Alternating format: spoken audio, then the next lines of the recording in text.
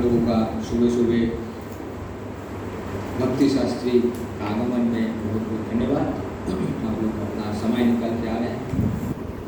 तो आज हम लोग चालू करेंगे प्रथम अध्याय भगवद गीता का पहला अध्याय। तो आप लोग अगर ओपन बुक खोलेंगे, क्लोज बुक का क्वेश्चन अगर खोलेंगे, उसमें देखिएगा आपका प्रश्न कुछ रहेगा। क्लोज बुक का पूर्व स्वाध्याय, उसमें देखिएगा पूर्व स्वाध्याय में कुछ कुछ प्रश्न रहेगा। उसका 28 पूर्व स्वाध्याय में आपका प्रश्न अगर आप पढ़ते रहेंगे तो उसका प्रश्न का आंसर भी आपको आता रहेगा। उस हिसाब से आपका पढ़ाई भी होता रहेगा, प्रश्न का भी आपको उत्तर मिलते रहेंगे। एक एक क्वेश्चंस समझ में आया? तो आज हम लोग भगवद गीता का पहला अध्याय का 1 नंबर श्लोक से 27 नंबर श्लोक तक हम लोग का श्रवण करेंगे। तो यहाँ पर हम लोग देख रहे हैं बोर्ड में जो दिया है,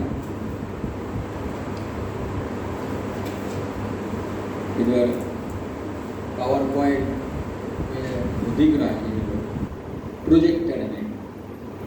तो अध्याय 1 इसका थोड़ा सा संक्षिप्त दिया हुआ है। कुरुक्षेत्र के युद्ध के मैदान पर सेनाओं का अवलोकन करते हुए अर्जुन विषाद योग। तो अर्जुन जो यहाँ पर विषाद है, क्योंकि विरोधी सेना युद्ध के लिए तैयार है। शक्तिशाली योद्धा अर्जुन अपने करीबी रिश्तेदारों, शिक्षकों और दोस्तों को आपस में लड़ने और बलिदान देने के लिए तैयार दोनों सेनाओं में देखता है। दुख और करुणा से वशीभूत होकर अर्जुन शक्ति में विफल हो जाता है। उसका दिमाग परेशान हो जाता है और ये लड़ने का दृढ़ संकल्प छोड़ देता है। तो ये जो है पहला अध्याय विषाद योग। तो अर्जुन दुखी हो गया, अपने ही लोग है सब, ये लोग ही युद्ध करने हैं। तो भूमिका पहला 1 श्लोक से 13 नंबर श्लोक, 19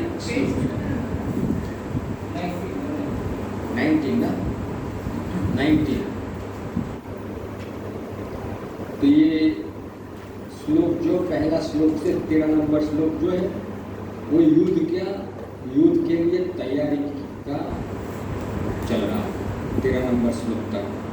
ये किसने है नहीं, ये वो किताब में उसमें 13 नंबर। तो इसमें 1 से 13 नंबर जो श्लोक का भूमिका दिया हुआ है, धृतराष्ट्र संजय से कुरुक्षेत्र में हुई घटनाओं के बारे में पूछता है। वो हस्तिनापुर में है और घटना हो रहा है कुरुक्षेत्र में, पूछताछ कर रहा है। संजय वर्णन करता है कि कैसे दुर्योधन कूटनीति का प्रयोग करते हुए भीष्म दूसरे का अपमान किए बिना भीष्म और दूसरों को अपमान किए बिना द्रोणाचार्य को प्रोत्साहित करने की समस्या का हल करता।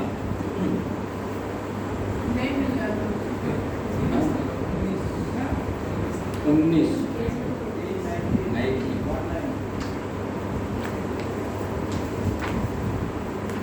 मिला ना। तैयारी का पहले ये पूछताछ हो रहा है। तो कूटनीति का प्रयोग करके, कूटनीति शब्द यूज किया, कूटनीति प्रयोग कर रहा है दुर्योधन और द्रोणाचार्य को प्रोत्साहित कर रहा है। भीष्म ने अपने सैनिकों में उनके संघ की ध्वनि से जोश पैदा किया, फिर भी संघ का प्रतीक उनकी हार की इंगित करता है। शंख बजाया, लेकिन शंख का जो आवाज़, जो ध्वनि है, वो समझ में आया, इंगित कर लिया कि उतना दम नहीं है उनका आवाज़ में। उसके बाद विजय के संकेत 14 नंबर श्लोक से 20 नंबर श्लोक, तो विजय का संकेत कैसे पता चल रहा है? संजय पांडव सेना के जीत के लिए विभिन्न संकेतों का वर्णन करता है।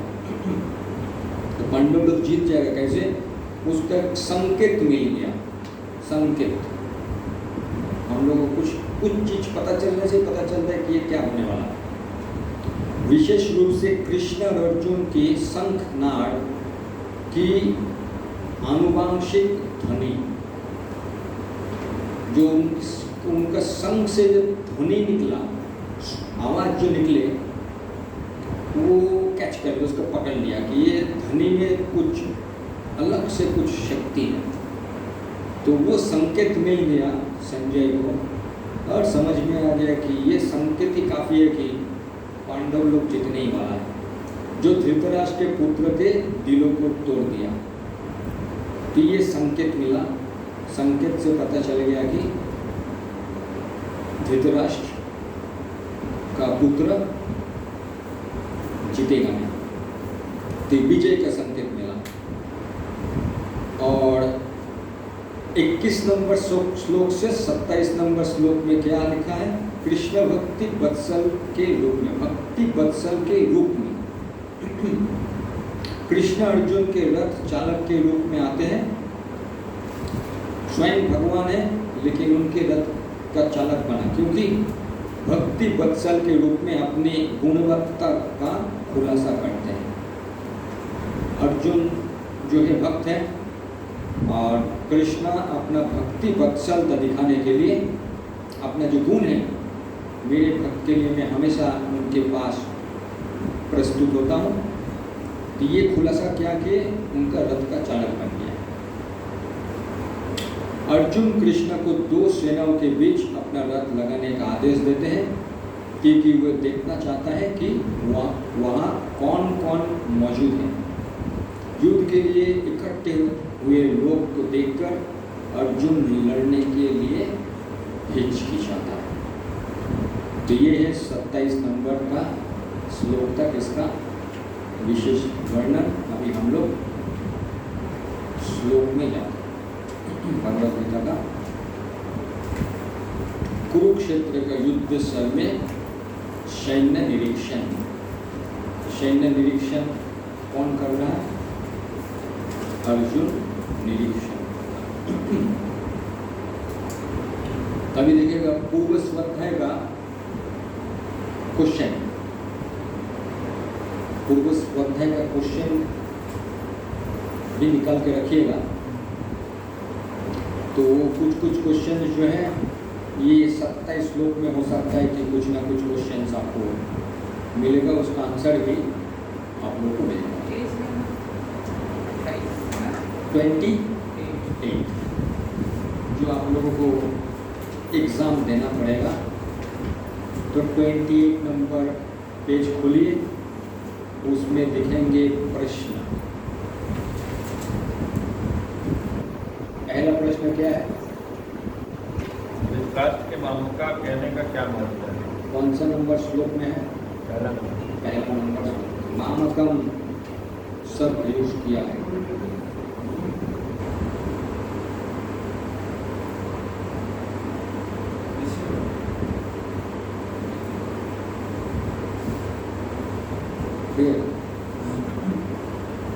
धृतराष्ट्र उवाच धर्मक्षेत्रे कुरुक्षेत्रे समाहिता युजुत्सवा मामकं पांडवैश्च चैव किं पूर्वता संजय। तो ये भगवद गीता का शुरुआत हो रहा है। भीष्म पर्व महाभारत का 6 नंबर पर्व का ये घटना आ रहा है। धृतराष्ट्र ने कहा, हे संजय, धर्मभूमि कुरुक्षेत्र में युद्ध की इच्छा से एकत्र हुए मेरे तथा पांडु के पुत्र ने क्या किया? प्रश्न क्या है? पहला वाला प्रश्न पूर्व स्वाध्याय का।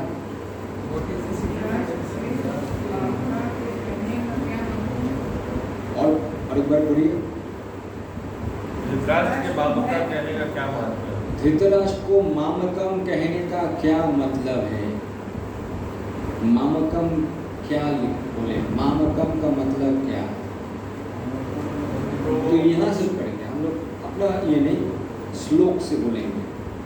धर्मभूमि कुरुक्षेत्र में युद्ध के इच्छा से एकत्र हुए मेरे पुत्र, मामकम यहाँ पर क्या बोल रहे हैं? मेरे पुत्र, और मामकम का मेरे पक्ष मेरे पुत्र। तो धृतराष्ट्र यहाँ पर बोल रहे हैं मेरा पुत्र को मामकम का मतलब समझा। तो आपका आंसर वैसे देना पड़ेगा। मामकम का मतलब धृतराष्ट्र ने यहाँ पर उनके पुत्र के बारे में उन्हें जानकारी लेने का कोशिश की। उनके पुत्र, धृतराष्ट्र का पुत्र, मेरे पुत्र, समझ में आया? तो मैं नहीं, ये अपना शब्द में लिखिएगा। मैं जैसे बोल रहा हूँ वैसे थोड़े अपना शब्द में कि मामका मतलब यहाँ पर धृतराष्ट्र अपना पुत्र के बारे में संजय से जानकारी लिए तो कुछ समझ में आया? तो ये है पहला क्वेश्चन का आपका आंसर ऐसा आ गया। एक पहला मामका मतलब धृतराष्ट्र ने अपने पुत्र के बारे में पूछे। अभी देखिए तात्पर्य में इसके बारे में कुछ आ रहा है कि नहीं। भगवत गीता एक बहुपठित आस्तिक विज्ञान है जो गीता महात्म्य में सारे रूप में किया। भगवत गीता एक बहुपठित आस्तिक विज्ञान है। विज्ञान आस्तिक आस्तिक विज्ञान है जो गीता महात्म्य में सार रूप में दिया है पूरा। तो आस्तिक विज्ञान मतलब ये नास्तिक विज्ञान नहीं, आस्तिक विज्ञान है जो गीता महात्म्य में सार रूप में दिया हुआ है। सार है गीता महात्म्य में, इसका सार दिया हुआ है गीता। ये आस्तिक है, बहुपठित मतलब बहुत लोग पढ़ता है। इसमें ये उल्लेख है कि मनुष्य को चाहिए कि वो श्री कृष्ण के भक्त की सहायता से संवेक्षण करते हुए भगवत गीता का अध्ययन करे। भक्त की सहायता से संवेक्षण करते हुए भगवत गीता का अध्ययन करे, मतलब भक्त का बीच में इसका पठन होना चाहिए और स्वार्थ प्रेरित व्याख्याओं के बिना उसे समझने का प्रयास करें। स्वार्थ प्रेरित, जैसे कुछ लोग हैं अपना स्वार्थ में अपना स्वार्थ उसमें लगा देगा। कृष्ण क्या चाहते हैं उनको हटा के अपना स्वार्थ के लिए व्याख्या कर दिया। इसका मतलब मुझे लगता है कि इसका मतलब ये है, इसलिए ये शब्द यूज कर रहा हूँ। तो वैसे समझने का प्रयास हम लोग को नहीं करना चाहिए। अर्जुन ने जिस प्रकार से साक्षात भगवान कृष्ण से गीता सुनी और उसका उपदेश ग्रहण किया, उस प्रकार की स्पष्ट अनुभूति का उदाहरण भगवत गीता में ही। तो जैसे अर्जुन ने समझा वैसे हम लोगों को भी वैसे ही हमको ये उपदेश समझना चाहिए। यदि उसी गुरु परंपरा से निजी स्वार्थ से प्रेरित हुए बिना, क्या क्या शब्द यूज कर रहे, गुरु परंपरा से निजी स्वार्थ से प्रेरित हुए बिना किसी को भगवत गीता समझने का सौभाग्य प्राप्त हो तो वो समस्त वैदिक ज्ञान तथा विश्व के समस्त शास्त्रों के अध्ययन को पीछे छोड़ देता है। तो परंपरा का माध्यम से अगर समझ लेंगे तो वो वैदिक ज्ञान हमको तुरंत हम उसको पकड़ पाएंगे कि क्या बोलने का। पाठक को भगवत गीता में न केवल अन्य शास्त्रों की सारी बातें मिलेगी, अपितु ऐसी बात भी मिलेगी जो अन्य कहीं उपलब्ध नहीं। दूसरे शास्त्र का भी ज्ञान मिलेगा और दूसरे शास्त्र में जो नहीं है वो भी इस भगवत गीता में मिलेंगे। यही गीता के विशिष्ट मानदंड है। स्वयं भगवान श्री कृष्ण द्वारा साक्षात उच्चरित मतलब अपना मुंह से निकला हुआ अब खुद बोले होने के कारण ये पूर्ण आस्तिक विज्ञान है। मतलब आस्तिक मतलब ये पढ़ने के बाद कृष्णा का मुंह से निकला, ये पढ़ने के बाद मेरे कृष्ण का प्रति मेरे विश्वास आ जाएगा। ऐसा नहीं कि मैं भगवान के बारे में मेरा इच्छा चला जाएगा, आस्तिक बन जाएगा, मतलब वो नास्तिक नहीं रहेगा, आस्तिक हो जाएगा। तो महाभारत में वर्णित धृतराष्ट्र तथा संजय की बताए इस महान दर्शन के मूल सिद्धांत का कार्य करती है। महाभारत में वर्णित, ये महाभारत का अंश है, भगवद गीता। माना जाता है कि इस दर्शन की प्रस्तुति कुरुक्षेत्र के युद्ध स्थल में हुई, जो वैदिक युग से पवित्र तीर्थस्थल रहा है। कुरुक्षेत्र जो है पवित्र तीर्थस्थल है, वहां पर यह युद्ध हुआ। इसका प्रवचन भगवान द्वारा मानव जाति के पथ प्रदर्शन हेतु तब किया गया जब वे इस लोक में स्वयं उपस्थित थे। तो मानव जाति के लिए पथ प्रदर्शन कैसे होगा, क्या कैसे कि वो क्या सुनने से समझने से मेरे रास्ता खुलेगा। और ये स्वयं कृष्ण थे इस पृथ्वी में, तब उन्होंने बताया, ऐसा नहीं कृष्ण चले गए। तभी धर्म क्षेत्र शब्द सार्थक है, क्योंकि कुरुक्षेत्र के युद्ध स्थल में अर्जुन के पक्ष में श्री भगवान स्वयं उपस्थित थे।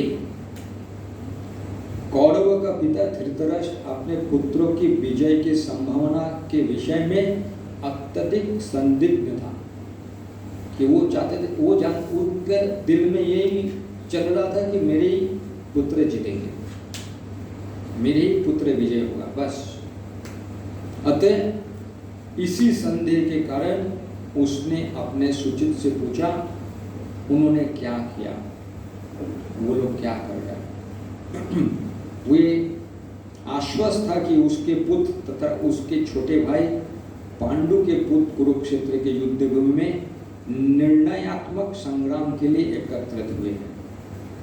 तुमको आश्वस्त है कि ये लोग आया है कि कोई निर्णय मिलने वाला है, और निर्णय में क्या, फिर भी दिल में इच्छा है कि मेरे ही पुत्र जीतेंगे, मामकम, मेरे ही पुत्र। फिर भी उसकी जिज्ञासा सार्थक है, फिर भी उन्होंने जिज्ञासा किया, मन में जिज्ञासा आता ही है। वो नहीं चाहता था कि भाइयों में कोई समझौता हो, ये धृतराष्ट्र नहीं चाहते थे कि भाइयों में कोई समझौता नहीं। अतः वो युद्ध भूमि में अपने पुत्र की नियति भाग्य भावी के विषय में आश्वस्त होना चाह रहा था। अपने पुत्र, मामकम, अपने पुत्र का, उन दूसरे व्यक्ति का क्या होने वाला पता नहीं, उनका वही दिल में इच्छा कि मेरे ही पुत्र विजय होगा, ये आश्वस्त होना चाहते थे दिल में, मेरे ही पुत्र, अपने पुत्र की नियति, उनका ही भाग्य, वही राजा बनेंगे, वही विजय होगा। क्योंकि इस युद्ध को कुरुक्षेत्र में लड़ा जाना था, जिसका उल्लेख वेदों में स्वर्ग के निवासियों के लिए भी तीर्थ स्थल के रूप में हुआ। अतः धृतराष्ट्र अत्यंत भयभीत था कि इस पवित्र स्थल के युद्ध के परिणाम पर ना जाने कैसे प्रभाव पड़े। उनका डर भी था, ये पवित्र भूमि है और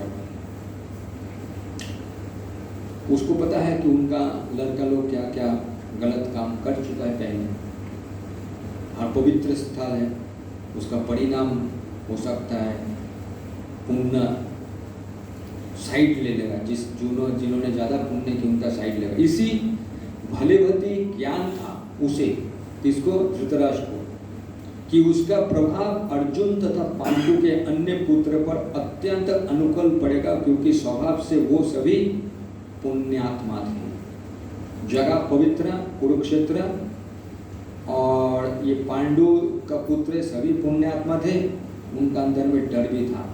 इच्छा है कि मेरे ही पुत्र जीतेंगे, दुर्योधन ही जीतेंगे, उनके दुर्योधन, उनका जितना भी राजा लोग, वही लोग जीतेंगे।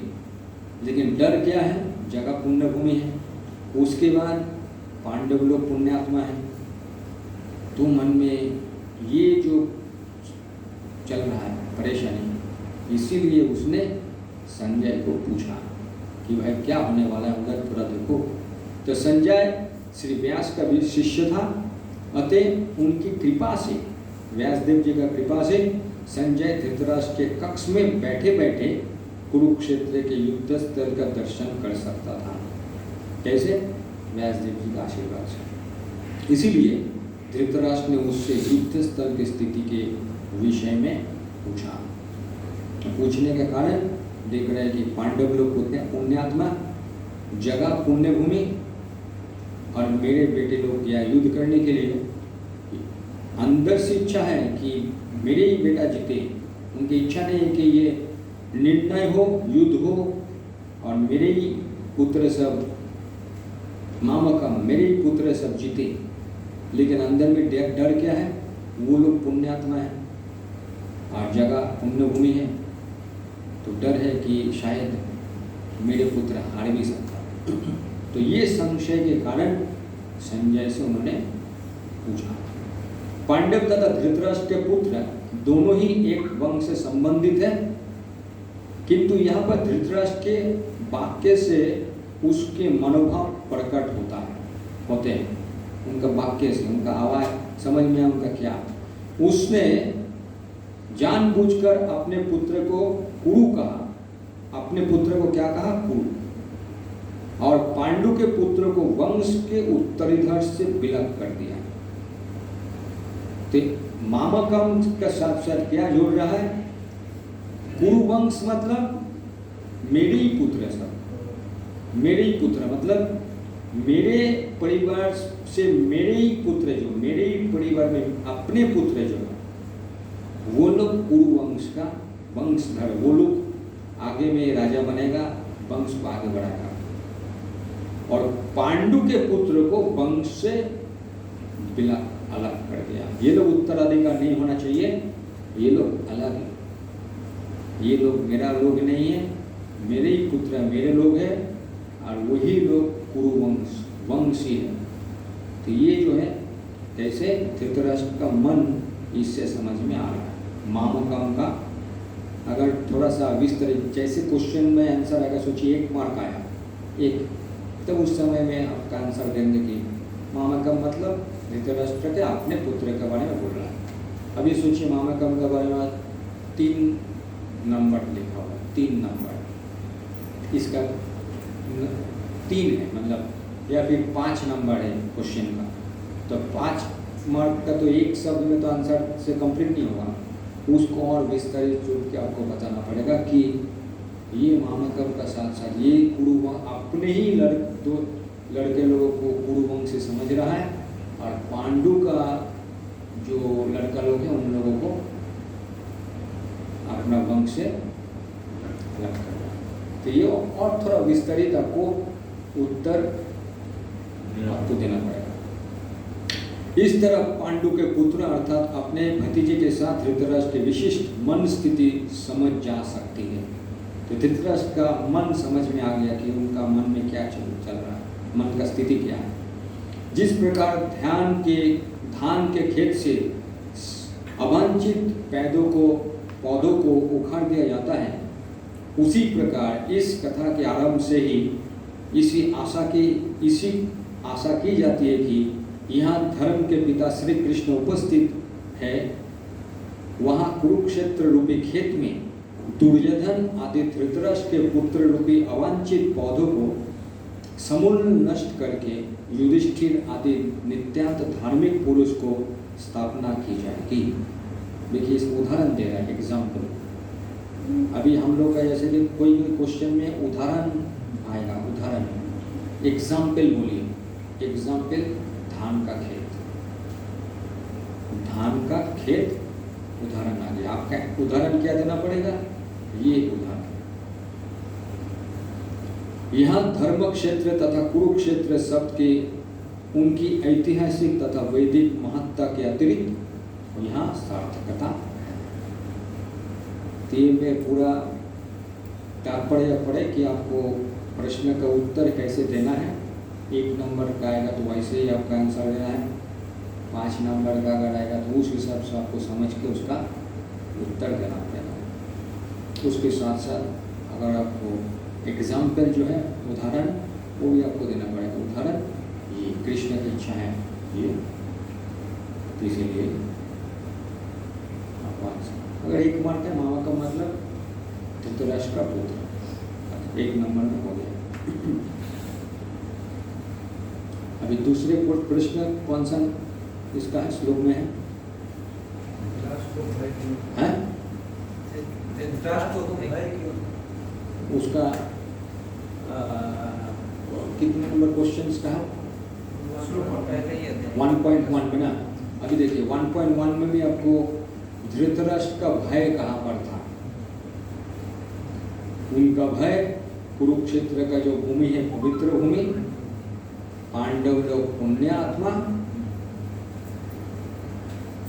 तो डर लग रहा है कि शायद मेरे लड़का लोग ये युद्ध में ना जीत पाए, अंदर में संशय है। तो ये सब संशय आपको वो जो तात्पर्य में है इसका आंसर आपको मिल जाएगा, उसके क्या है। उसके बाद तीसरा प्रश्न क्या है? कुरुक्षेत्र के युद्ध के मैदान को हाँ। देखने में संजय कैसे सक्षम था?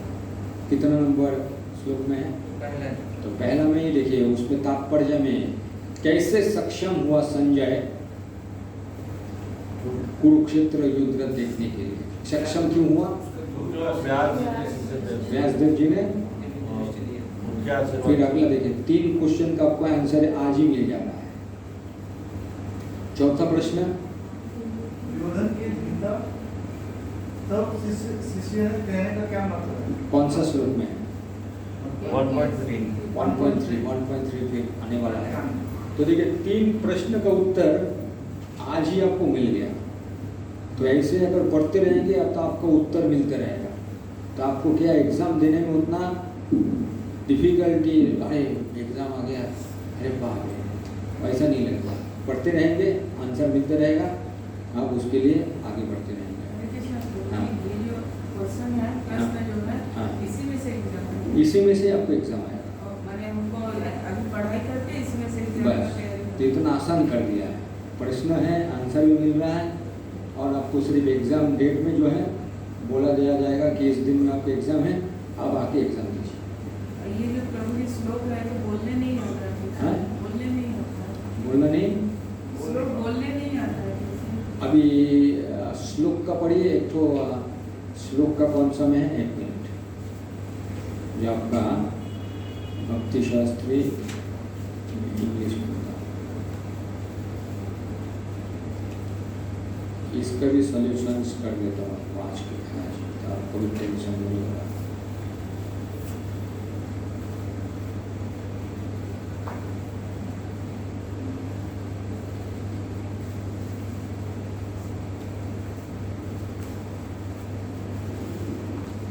सब सेकंड चैप्टर से शुरू हो रहा है। हाँ, सेकंड चैप्टर से सब शुरू हो रहा है। 2.7 2.13 फर्स्ट चैप्टर बस वर्सेस ऑफ श्लोक मेमोराइज द नेटवर्क डिवोशन था।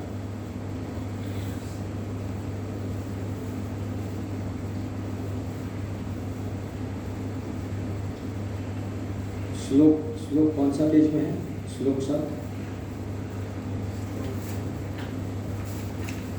उसको भी क्लियर कर देता हूँ ताकि आपका 14 कर देते हैं। हाँ? 14 नंबर पेज में ये इंग्लिश ऊपर ये है और ये थोड़ा सा हिंदी है। ठीक है, बहुत आगे यूनिट 2। इंग्लिश है ये।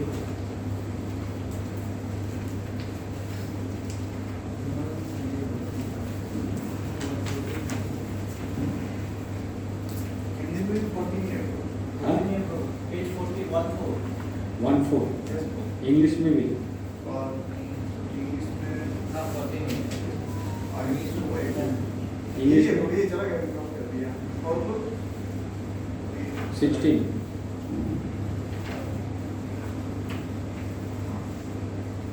14। ये तो 14 में जो है 2.7 से आएगा। तो अभी उतना चिंता नहीं है। 2.7 मतलब नेक्स्ट क्लास में आएंगे। तो ये सब पढ़ते पढ़ते ही आपका याद आ जाएगा। तो उसके लिए उतना टफ नहीं है, ऐसा है कि बहुत टफ है। हाँ, इसका टेस्ट ओरल हो तो ये लोग आपका पढ़ते पढ़ते आपको याद हो जाएगा, और उसके लिए उतना भी कठिन नहीं है कि बहुत कठिन परिस्थिति ऐसे तो श्लोक के साथ उसका तात्पर्य भी याद करना पड़ेगा। तात्पर्य याद करना अच्छा है, क्योंकि श्लोक का मतलब समझ में आना। श्लोक और अनुवाद। श्लोक और अनुवाद, तात्पर्य नहीं, अनुवाद। ये श्लोक ये जैसे कि ये संजय उवाच दृष्टतु पांडवानिकं बुद्ध्यं दुर्योधनस्तथा आचार्योपांक्षणं राजा वचन प्रवृत्त, राजा वचनम अब्रवीत। देखो प्रैक्टिस करने से हो जाएगा, सिर्फ बड़बड़ा होते रहेंगे आपको याद रखेगा। धर्म क्षेत्र कुरुक्षेत्र समावेता जुजुत्सवा, सिर्फ थोड़ा सा मन लगाने से याद हो जाएगा। उसके लिए उतना कठिन नहीं है कि आपको याद नहीं होगा, थोड़ा सा दिमाग लगाएंगे, मन थोड़ा सा लगा देंगे, याद हो जाएगा। समझ में आया? तभी संजय उवाच, संजय ने बोले, हे राजन, पांड्य पुत्र द्वारा सेना की व्यूह रचना देखकर राजा दुर्योधन अपने गुरु के पास गया और उससे ये सब कहा। तो स्टार्टिंग में ही अर्जुन या धृतराष्ट्र और संजय से स्टार्टिंग हो रहा है हस्तिनापुर में। उन्होंने बोला क्या कर रहे हैं, तो उन्होंने रणांगन में देखा दुर्योधन पांडवों का जो वो इतना बड़े मात्रा पे जो मिलिट्री वो जो फैलाया, वो देखते हुए आश्चर्य हो गया। आश्चर्य हो गया। दुर्योधन अपने गुरु द्रोणाचार्य के पास आता है और आके बोलना चालू करते। तो दूसरा श्लोक में संजय बोल रहा है और इसके बाद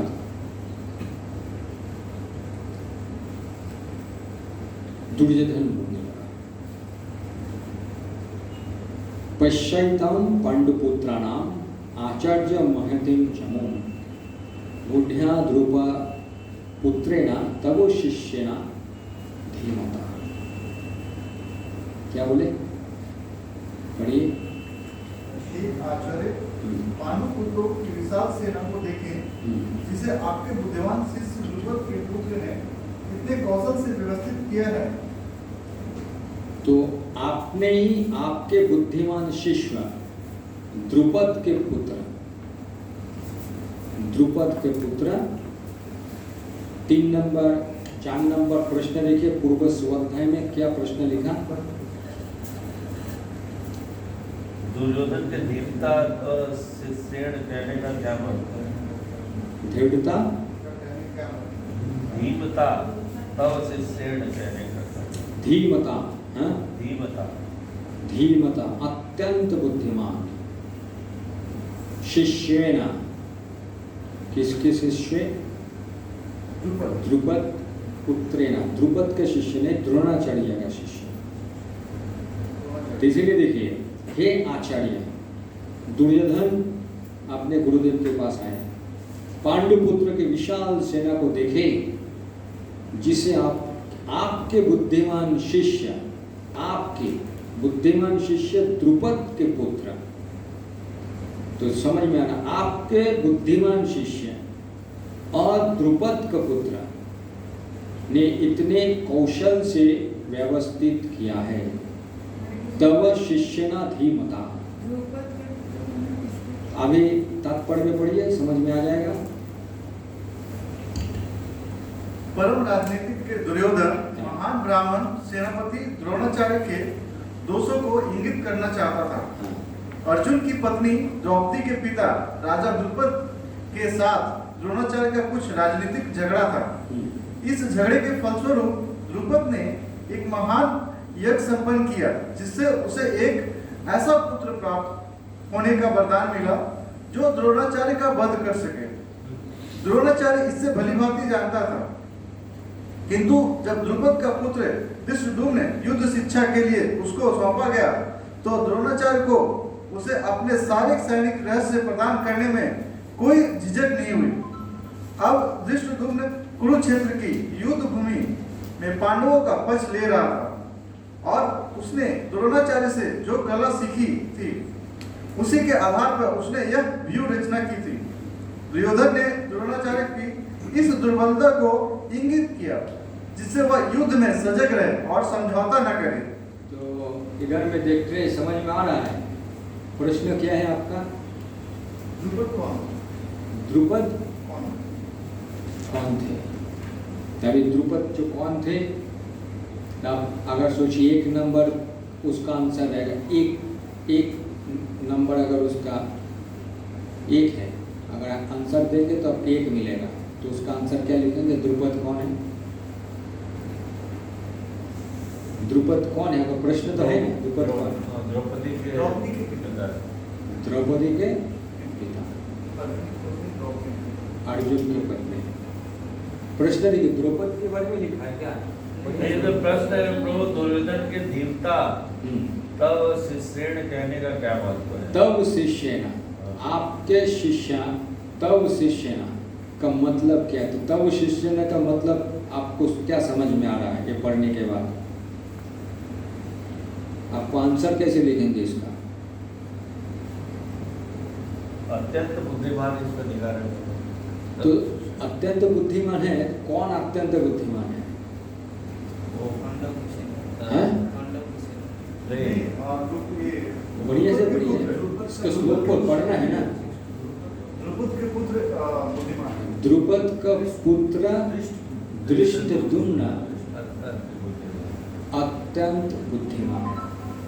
समझ में आया? तो इसीलिए तात्पर्य पढ़ना है, श्लोक भी पढ़िए तो उसका आंसर मिलेगा कि कौन बुद्धिमान व्यक्ति है। उस हिसाब से आपको आंसर लिखना पड़ेगा।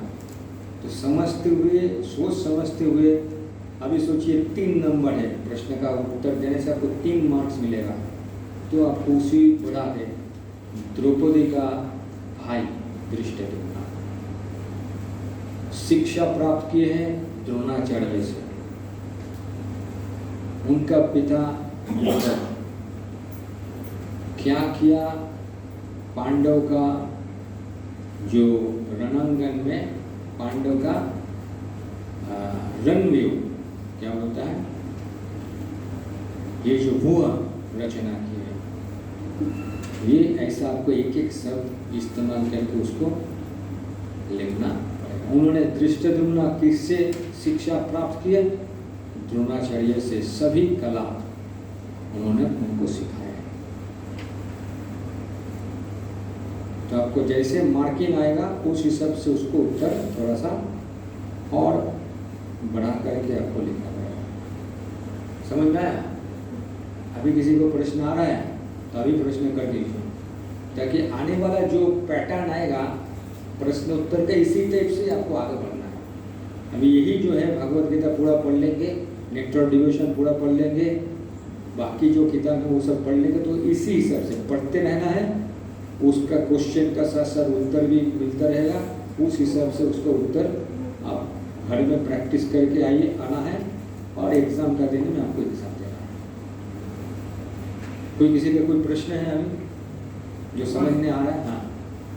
हाँ, संजय कौन है? संजय ये तो पूछा नहीं ना, प्रश्न तो अभी इसमें पूछा नहीं है। हाँ। संजय के बारे में सुन संजय बोले कि व्यासदेव का शिष्य,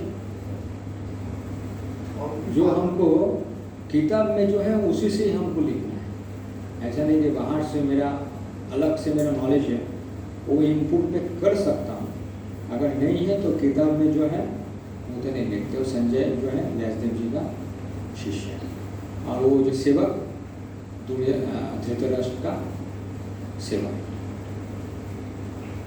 और उसके एक्स्ट्रा लिखना है तो फिर एक्स्ट्रा में अभी अलग दूसरे किताब के पढ़ के उसका संजय का पूरा हिस्ट्री पता करके फिर मैंने लिखा संजय ये व्यक्ति है तो ऐसे ऐसे करके। फिर आगे किसने बोला? ये बोला ना उनको देखने का जैसे होता है। अच्छा, अरे संजय को हाँ, देखने का। हाँ, मैंने किस तरह से वो देख के मैंने बता रहे थे कि तो उसका क्वेश्चन का आंसर है देख, क्यों देख पाए संजय ने? व्यासदेव जी ने उनको विशेष एक आशीर्वाद दिए थे। वो पहले ही तात्पर्य में आप लोग पढ़े, इसी के कारण वो देख पा रहा है और धृतराष्ट्र को बोल पा रहा है। समझ में आया? तो आंसर आपको अनुपात में मिल जाएंगे, आपको तत्पड़ में ही आंसर मिल जाएगा, अलग से कुछ इधर उधर ढूंढने का जरूरत ही नहीं पड़ेगा। उस हिसाब से ही प्रश्न बनाया गया है। तब ये किताब पढ़िए, आंसर इसी से निकालिए। मैम अच्छा से बैठाना होगा, हैं? अच्छा से ये पढ़ना बैठाना सब एक बार चालू हो गया मतलब आपका सेटिंग समझ में आ जाएगा कि किस पैटर्न में क्लासेस हो रहा है, किस पैटर्न में आपको मतलब है उसको जानना। हम वो एग्जाम देने के लिए हम भक्ति शास्त्र नहीं करेंगे, इसको समझना होगा। समझने के लिए भगवत गीता समझने के लिए मैं भक्ति शास्त्री पढ़ा। ऐसा नहीं कि एग्जाम के लिए अगर करेंगे तो डर जाएंगे, एग्जाम देना पड़ेगा, इतना क्वेश्चन सॉल्व करना पड़ेगा, वो फिर वो टेंशन वाला चीज़ नहीं। मैं समझने के लिए आया हूँ, भगवत गीता समझना चाहता हूँ। ये प्रश्न अगर आएगा तो इसका उत्तर मैं दे पाऊँगा, कोई अगर पूछेंगे तो मैं उसको आंसर दे पाऊँगा, इसीलिए वो प्रश्न है, ताकि आप उसका बढ़िया से उसको समझ में आया। और किसी का कोई डाउट प्रश्न तब फिर मैं आगे बढ़ूँ। फिर चौथा प्रश्न कौन सा है? पूर्व स्वाध्याय क्या लिखा है? व्यूअर में भीम द्वारा किए गए हैं? ये भी माइक लीजिए। व्यूअर में भीम द्वारा बोलिए। जुए में भीम द्वारा किए गए साउंड ऑन कीजिए। हाँ ऑफ करो। बोलिए बोलिए बोलिए। हरे कृष्ण। हाँ जुए में भीम द्वारा किए गए हाँ। संकल्पों को सूचीबद्ध करें। 1.4 में 1.4 में मुझे अब देखिए, अत्र सुरा महेश्वस्या भीमार्जुना समायुधि युद्धन विराटश्च द्रुपदश्च महारथा। इस सेना में भीम तथा अर्जुन के समान युद्ध करने वाले अनेक वीर धनुर्धर हैं। यथा महारथ युयुद्धान विराट तथा द्रुपद। तात्पर्य में देखिए, यद्यपि युद्ध कला में द्रोणाचार्य की महान शक्ति के समक्ष धृष्टद्युम्न महत्वपूर्ण बाधक नहीं था, किंतु ऐसे अनेक योद्धा थे जिनसे भय था। तो बहुत सारे और भी महारथी थे, सिर्फ एक धृष्टद्युम्न नहीं है। दुर्योधन उन्हें विजय पथ में अत्यंत बाधक बताता है, क्योंकि उनमें से प्रत्येक योद्धा भीम तथा अर्जुन के समान दुर्जय था। मतलब बाकी लोग भी जो है वो भी बड़ा शक्तिशाली व्यक्ति थे। दुर्जय मतलब उसको भी जीतना उतना आसान नहीं है। दुर्जय, जय करना आसान नहीं था, क्योंकि वो लोग भी क्या थे? महान शक्ति के समान। अनेक योद्धा और भी योद्धा थे। तुम लोग भी युद्ध कला जो थे, युद्ध कला, दूसरे व्यक्ति भी युद्ध कला में माहिर थे। उसे भीम तथा अर्जुन के बल का ज्ञान था, इसीलिए वो अन्य को तुलना इन दोनों से करता है। प्रश्न क्या है पूर्व स्वाध्याय का? जुए के भीम द्वारा किए गए संकल्पों को सूचीबद्ध करें। और जोर से बोलिए। जुए के भीम द्वारा जुए, हाँ, पांचवा क्वेश्चन है ना? हाँ, क्या लिखा है? जुए के भीम द्वारा किए गए संकल्पों को हाँ, सूचीबद्ध करें। 1.4 मुझे समर्पण करें। भीम का भीम द्वारा किए गए संकल्पों को सूचीबद्ध भीम का करें। संकल्प इधर दिख रहा है? हाँ? नहीं दिख रहा है ना? तो इसमें 5वें में है प्रभु भीम का संकल्प। तो भीम का संकल्प जो है आपको 5 में मिलेगा। दृष्ट केतु चकिताना काशी राजस्य वीर्यवान पुरुजित्मा ते भोजस्या शोभस्या नरपुण्यवा। इनके साथ ही दृष्ट केतु चकितान काशीराज पुरोजित कुंती भोज तथा सैफ जैसे महान शक्तिशाली योद्धा भी है। और भी महान शक्तिशाली योद्धा है उन लोगों का साथ। युधा मनुष्य विक्रांत उत्तम जाश्व बीजवान सौभद्र द्रौपदयश्च सर्व एव महारथा पराक्रमी युद्धमन्यु अत्यंत शक्तिशाली उत्तम औजा सुभद्रा का पुत्र तथा द्रौपदी के पुत्र ये सभी महारथी हैं। अस्मां तु विशिष्टाय तात्रिबोध तुजत्वमा नायक मम सैन्यस्य संयाक्त ताम्र विमीमिते। किंतु हे ब्राह्मण श्रेष्ठ, आपकी सूचना के लिए मैं अपनी सेना के उन नायकों के विषय में बताना चाहूँगा जो मेरी सेना को संचलित करने में विशेष रूप से निपुण है। उन लोगों के बारे में बताया। अभी हम लोगों का मेरे नायक जो है अपनी सेना के नायकों का विषय में मैं आपको बताना चाहता हूँ।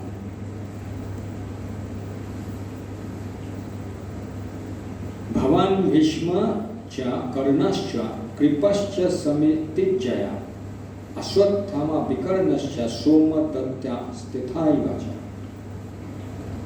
मेरी सेना में स्वयं आप, भीष्म, कर्ण, कृपाचार्य, अश्वत्थामा, विकर्ण तथा सोमदत्त का पुत्र भूरिश्रव आदि है जो युद्ध में सदैव विजयी रहा है।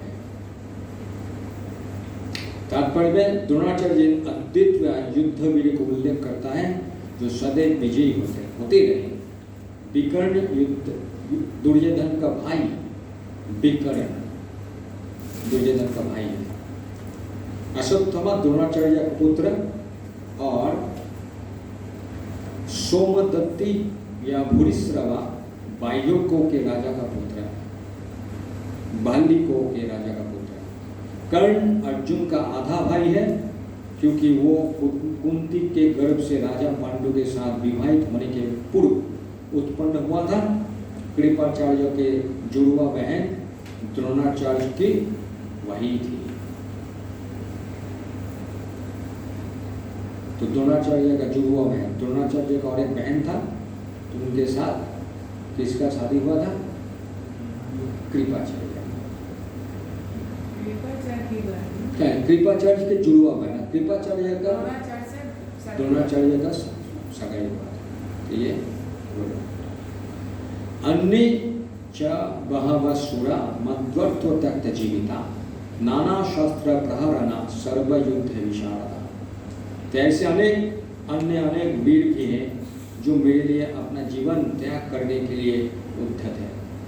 वे विविध प्रकार के हथियारों से सुसज्जित है और युद्ध विद्या में निपुण है। तो मेरे लोगों के बारे में मैं अपना गुरु द्रोणाचार्य को बताया। हाँ बोलिए। ये जो 7 नंबर श्लोक है, हाँ। इसमें ये अनुवाद है ना, किंतु हे ब्राह्मण श्रेष्ठ, हाँ। आपकी सूचना के लिए मैं अपनी सेना पर उन नायकों के विषय में बताना। ये कौन है ब्राह्मण श्रेष्ठ? ब्राह्मण श्रेष्ठ कौन है? किसको बता रहा है?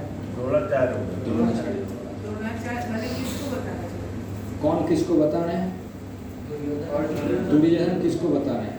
अच्छा, दुर्योधन द्रोणाचार्य को बता। दुर्योधन किसको बता रहे हैं? द्रोणाचार्य का। श्लोक बाई श्लोक पढ़ेंगे तो समझ में आ जाएगा तो कौन किसको बता रहा है। तो फिर 5 से 10 है पूरा 5 से 10 पूरा पढ़ो। तो अगर पढ़ेंगे तो आपका आइडिया आ जाएगा कि कौन किसको बोल रहा है, कॉन्फ्यूजन नहीं रहेगा। अच्छा, ये व्यक्ति इसको बोल रहा है, ये व्यक्ति इसको बोल रहा है, इसका मन के भाव ऐसा होगा। तो बढ़िया से पढ़ने से ही आपको पता चल जाएगा कि कौन किसको बता रहा है। तो यहाँ तक अन्यों क्या तथा जयद्रथ, कृतवर्मा तथा शल्य का संबंध है। वो सब दुर्योधन के लिए अपने प्राणों को की आहुति देने के लिए तैयार रहते हैं। दूसरे शब्द में ये पूर्व निश्चित है कि वे अब पापी दुर्योधन के दल में सम्मिलित होने के कारण कुरुक्षेत्र के युद्ध में मारे जाएंगे। निस्संदेह अपने मित्र के संयुक्त शक्ति के कारण दुर्योधन अपनी विजय के प्रति आश्वस्त था। वो देखे कि हम लोग के पास इतना शक्ति है, उससे भी ज़्यादा कुछ हो सकता है, तो उसको और उतना दिमाग दुर्योधन को समझ नहीं आता। वो देखा कि मेरे इतना शक्तिशाली लोग हैं, मतलब हम लोग ही जीतेंगे। तो उसके बाद 10 नंबर, हमारी शक्ति अपरिमेय है। उन्होंने बोले अपरयंतम तदस्माकम बलम भीष्मा विरक्षितम। और हम जब सब पितामह द्वारा भली भांति सुरक्षित है, जबकि पांडवों की शक्ति भीम द्वारा भली भांति सुरक्षित संरक्षित होने होकर भी सीमित है। तो अपने को उत्साह दे रहे हैं खुद को कि हम लोगों के पास भीष्मदेव है, पितामह भीष्म, और उन लोगों के पास भीम है। भीम क्या हो सकता, तो उसके पास उतना शक्ति नहीं।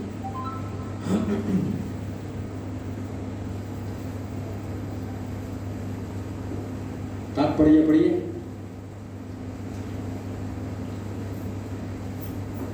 यहाँ पर दुर्योधन ने तुलनात्मक शक्ति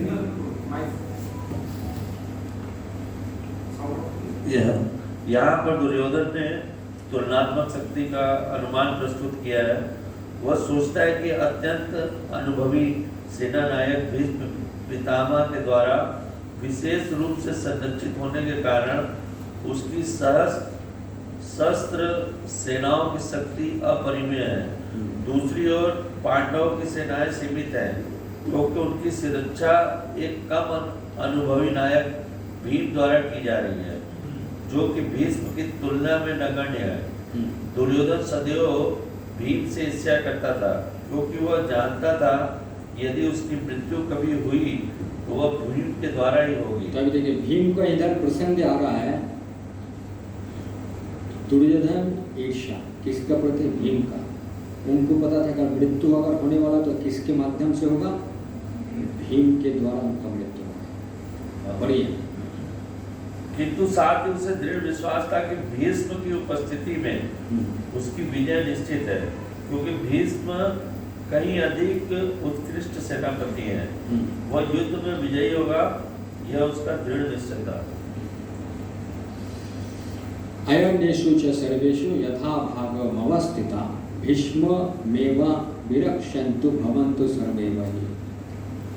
अतएव सैन्य वो में अपने अपने मोर्चा पर खड़े रहकर आप सभी भीष्म पितामह को पूरी सहायता दें। क्योंकि वो लोग देखते हैं कि उन लोगों का जो भीष्म जो जनरल है, तो आप उनको बोले, अपने गुरुदेव को वो बोलने कि आप इनको चारों तरफ से संरक्षण कीजिए भीष्मदेव को।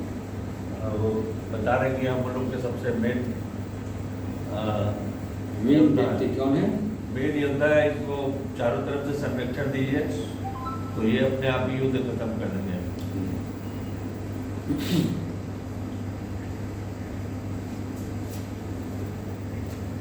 तो यहाँ पर क्यों उसको संरक्षण करने के लिए बोल रहे हैं? तो इसमें तात्पर्य में बोल रहे हैं कि हो सकता है कि वे किसी एक दिशा में युद्ध करने में लग जाए और शत्रु इस व्यवस्था का लाभ उठाए।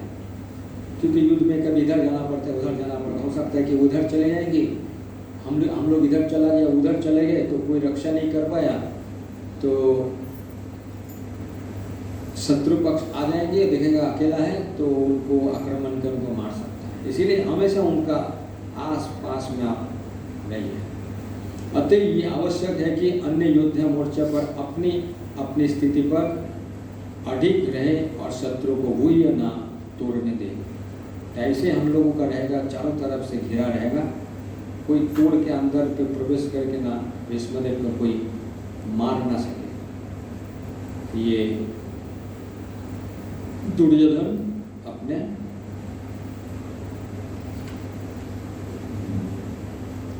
गुरुदेव को बोल रहा।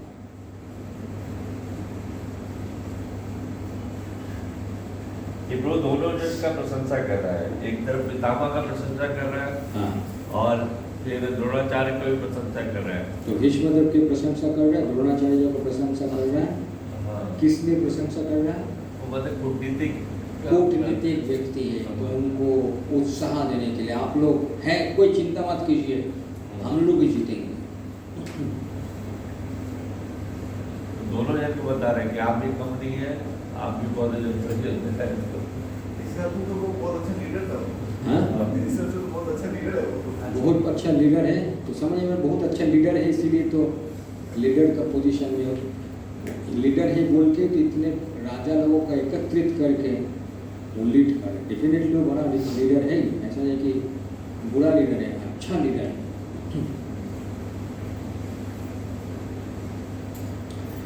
दुर्योधन की पूर्ण विश्वास था कि कुरुओं की विजय भीष्मदेव की उपस्थिति पर निर्भर है। उसे युद्ध में भीष्मदेव तथा द्रोणाचार्य के पूर्ण सहयोग की आशा थी, क्योंकि वह अच्छी तरह जानता था कि इन दोनों ने उस समय एक शब्द भी नहीं कहा था जब अर्जुन की पत्नी द्रौपदी को असहायावस्था में भारी समय में नग्न किया जा रहा था, और जब उसने उनसे न्याय की भीख मांगी थी। द्रौपदी ने न्याय का भीख मांगी थी किससे? द्रोणाचार्य और भीष्म से। वो लोग उस समय मुंह बंद करके रखा था, तो वो याद कर रहे दुर्योधन, एक एक चीज याद करके कैसे ये लोग हम लोग का समर्थ करेंगे, उनका समर्थ नहीं किए थे उस समय में, चुपचाप थे। मतलब भीष्म और द्रोणाचार्य मेरे साथ में है, मेरा ये मेरे लोग हैं, मुझे सपोर्ट कर रहा है, तो ये है मैं और मेरा। तो दुर्योधन धृतराष्ट्र का जो था मैं और मेरा, मेरे पुत्र और पांडु का पुत्र, और इधर दुर्योधन क्या दिखा रहा है? मेरा, मेरे पक्ष ले रहा है, ये मेरे को सपोर्ट करेंगे। यह जानते हुए भी कि इन दोनों सेनापतियों के मन में पांडवों के लिए स्नेह था, दुर्योधन का आशा थी कि वो इस स्नेह को उसी तरह त्याग देंगे जिस तरह उन्होंने दूत कीड़ा के अवसर पर किया था। उसी समय में वो लोग भी वो स्नेह को त्याग कर दिया था द्रौपदी का प्रति। वो याद कर रहा है कि हम लोगों का प्रति भी भले ही पांडवों का प्रति उनका स्नेह है, लेकिन ये त्याग कर देंगे, ये मेरे पक्ष में, मेरे लोग हैं, मेरे को वो लोग मेरे पक्षपात करेंगे ये युद्ध में। तो इसमें शब्द यूज करा मैं और मेरा। दुर्योधन देख रहा है मैं और मेरा, भीष्म भी धृतराष्ट्र भी बोले मैं और मेरा, दुर्योधन भी बोले मैं और मेरा। तो यहाँ पर आगे चल रहा है। तो उसके बाद ये वार्तालाप होने के बाद दुर्योधन ने बोले कि आप लोग भीष्म पितामह को चारों तरफ से संरक्षण कीजिएगा, वही हम लोगों का शक्ति है। तो ये बोलने के बाद तब कुरुवंश के वायुयुद्ध परम प्रतापी एवं बुढ़ वृद्ध पितामह ने सिंह गर्जना की सी ध्वनि करने वाले अपने स्वर को उच्च स्वर से बजाया, जिससे दुर्योधन को हर्ष हुआ, उनको आनंद मिला।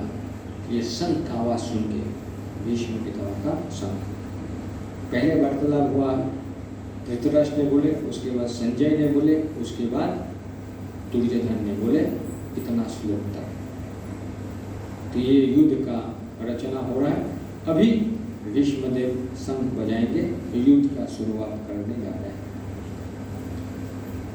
कुरुवंश के वायुयुद्ध पितामह अपने पुत्र दुर्योधन का मनोभाव जान गए, समझ में आ गए इसका मन में क्या चल रहा है, और उसके प्रति अपनी स्वाभाविक दयावश उन्होंने उसे प्रसन्न करने के लिए अत्यंत उच्च स्वर से अपना शंख बजाया, जो उनकी क्या है स्नेह के समान स्थिति के अनुरूप था। अप्रत्यक्ष रूप में शंख के द्वारा प्रतीकात्मक ढंग से उन्होंने अपने हताश पौत्र दुर्योधन को बता दिया कि उन्हें युद्ध में विजय की आशा नहीं है, क्योंकि दूसरे पक्ष में साक्षात भगवान श्री कृष्ण है। फिर भी युद्ध का मार्गदर्शन करना उनका कर्तव्य था, और इस संबंध में वो कोई कसर नहीं रखेंगे। ती उनका आवाज में पता चल गया, उनका शंख जो बजाए वो अपना ड्यूटी करेंगे, और ड्यूटी में वो कोई भी कसर नहीं रखेंगे। जो जरूरत पड़ेंगे भीष्मदेव करने के लिए प्रस्तुत है। और देख लिया कि सामने में कृष्ण स्वयं दूसरे पक्ष में है, तो उसमें विजय का कोई आशा नहीं है। स्वाध्याय में और कोई प्रश्न है? एक 6। दुर्योधन को भीष्मदेव और द्रोण के पूर्ण समर्थन का भरोसा क्यों था? भरोसा दुर्योधन को भीष्म और द्रोणाचार्य का ऊपर पूर्ण भरोसा क्यों था? आंसर क्या होगा?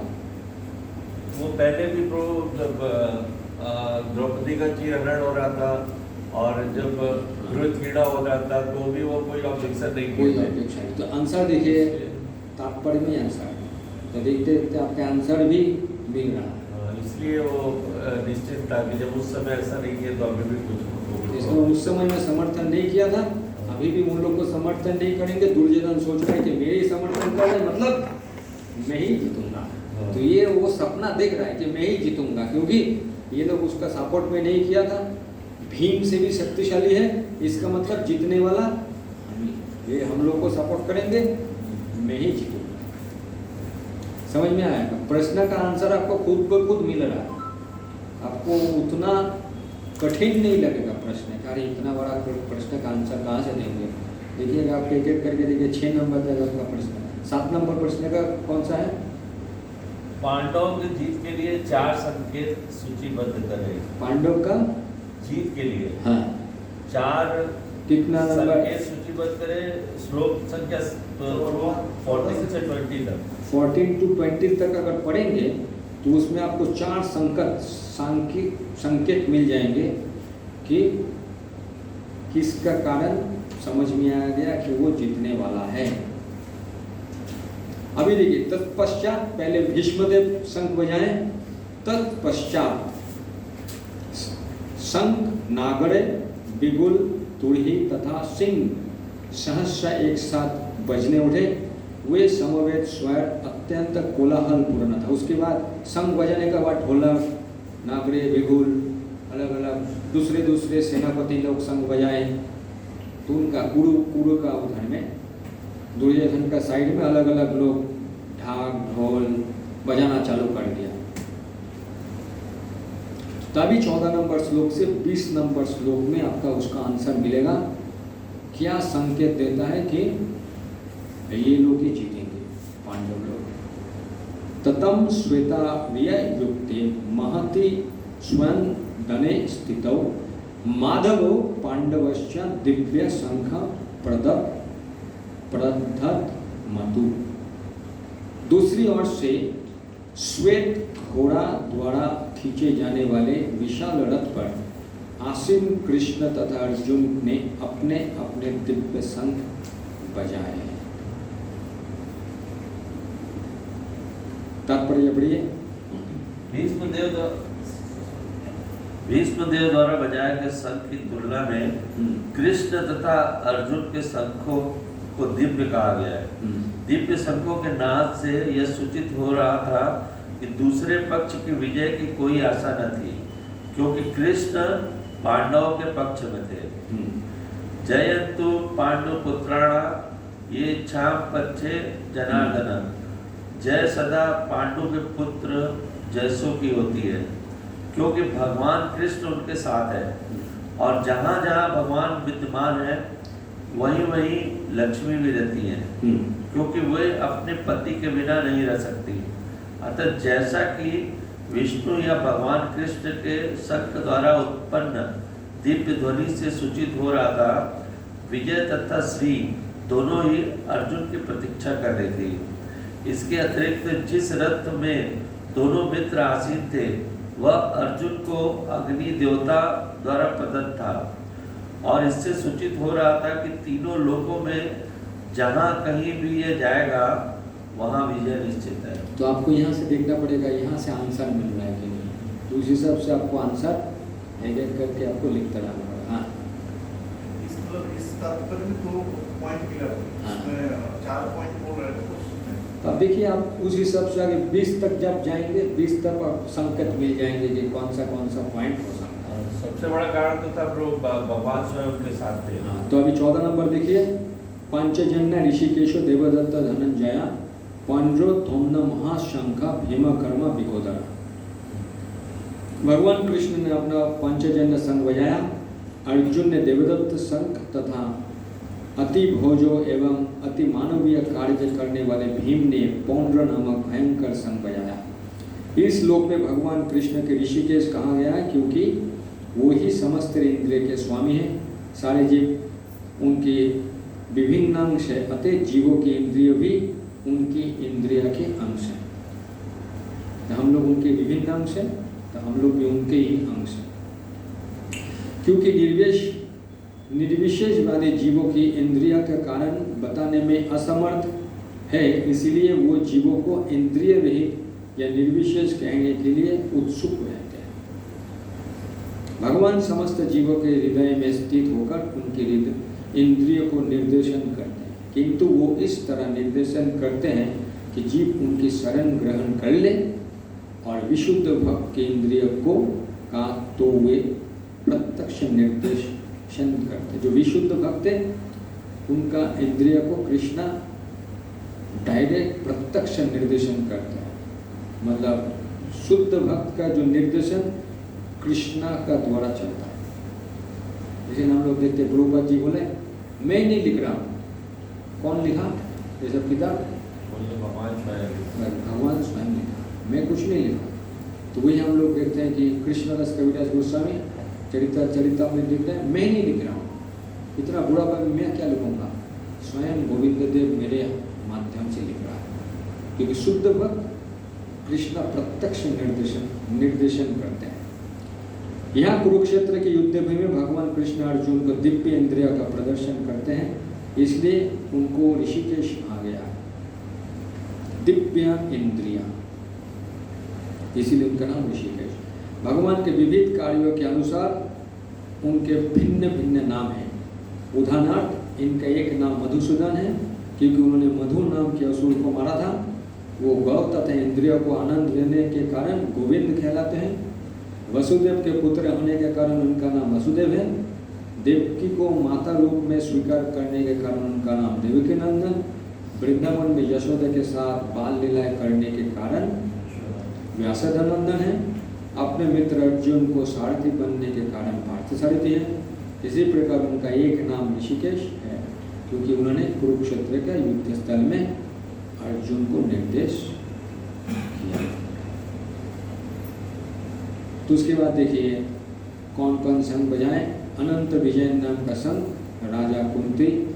हे राजन, कुंती पुत्र राजा युधिष्ठिर ने अपना अनंत विजय नामक संग बजाया तथा नकुल और सहदेव ने सुघोष एवं मणिपुष्पक संग बजाए।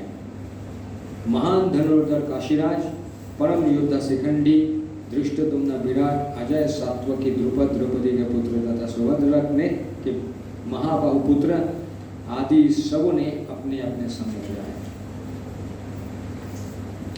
तात्पर्य में क्या, संजय ने राजा धृतराष्ट्र को अत्यंत चतुराई से यह बताया कि पांडु के पुत्रों को धोखा देने तथा राज सिंहासन पर अपने पुत्र को आसीन कराने की ये अविवेक पूर्ण नीति श्लाघनीय नहीं थी। लक्षण से पहले से ही ये सूचित हो रहा था कि इस महायुद्ध में सारा कुरुवंश मारा जाएगा। भीष्म पितामह से लेकर अभिमन्यु तथा अन्य पुत्र तक विश्व के अनेक देशों के राजाओं समेत उपस्थित सारे के सारे लोग का विनाश निश्चित था। ये सारी दुर्घटना राजा धृतराष्ट्र के कारण होने जा रही थी क्योंकि उसने अपने पुत्रों की कुनीति को प्रोत्साहन दिया था। अपना यहाँ पर ओपन बुक खोलिए। ओपन बुक का कुछ क्वेश्चंस इसमें है कि नहीं, देखिए ओपन बुक में दूसरा नंबर प्रश्न देखिए। ओपन बुक का कुछ प्रश्न है आपका पास? ओपन बुक दूसरा प्रश्न देखिए कितना नंबर का है? हाँ, सेकंड चैप्टर से है। तो सेकंड चैप्टर से अभी छोड़िए, ओपन बुक का जरूरत है। सेकंड चैप्टर से ओपन बुक आएगा। तब ये जो है 7 नंबर या 8 नंबर का 4 कारण जो संकेत करता है कि वो लोग जीतने वाला है। इन विभिन्न शंखों के ध्वनि कोलाहल पूर्वक बने गई जो आकाश तथा पृथ्वी का शब्दायमान करते हुए धृतराष्ट्र के पुत्र के हृदय की विदीर्ण करने लगी उनके हृदय में। जब भीष्म तथा दुर्योधन के पक्ष के अन्य वीरों ने अपने अपने संग बजाए तो पांडवों के हृदय विदीर्ण नहीं हुए। ऐसी घटनाओं का वर्णन नहीं मिलता, किंतु इस विशिष्ट श्लोक में कहा गया है कि पांडव पक्ष के शंखनाद से धृतराष्ट्र के पुत्र के हृदय विदीर्ण हो गए। इसका कारण स्वयं पांडव और भगवान कृष्ण में उनका विश्वास है।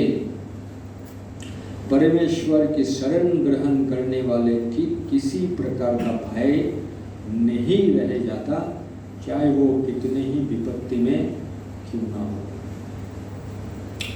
उस समय हनुमान से अंकित ध्वजा लगे रथ पर, हनुमान की अंकित ध्वजा किसका रथ पे है?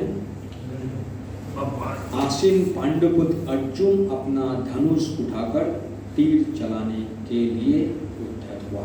हे राजन, धृतराष्ट्र के पुत्र को वोह में खड़ा देखकर अर्जुन ने श्री कृष्ण से ये वचन कहे। तो ये अभी अर्जुन बताने लगेंगे, तात्पर्य में आपको कुछ न कुछ आंसर मिल जाएंगे। और कुछ कारण, युद्ध प्रारंभ होने ही वाला था। उपयुक्त कथन से ज्ञात होता है कि पांडवों के सेना की अप्रोत्साहित व्यवस्था से धृतराष्ट्र के पुत्र बहुत कुछ निरुत्साहित थे, क्योंकि युद्ध भूमि में पांडवों का निर्देशन भगवान कृष्ण के आदेश अनुसार हो रहा था। कृष्णा थे एक। अर्जुन की ध्वजा पर हनुमान के चिन्ह भी विजय का सूचक है, क्योंकि हनुमान ने राम तथा रावण युद्ध में राम की सहायता की थी, जिससे राम विजयी हुए थे। इस समय अर्जुन की सहायता के लिए उनके रथ पर राम तथा हनुमान दोनों उपस्थित थे। भगवान कृष्ण साक्षात राम हैं, और जहाँ भी राम रहते हैं वहाँ उनका नित्य सेवक हनुमान होता है, तथा उनकी नित्य संगिनी वैभव की देवी सीता उपस्थित रहती है।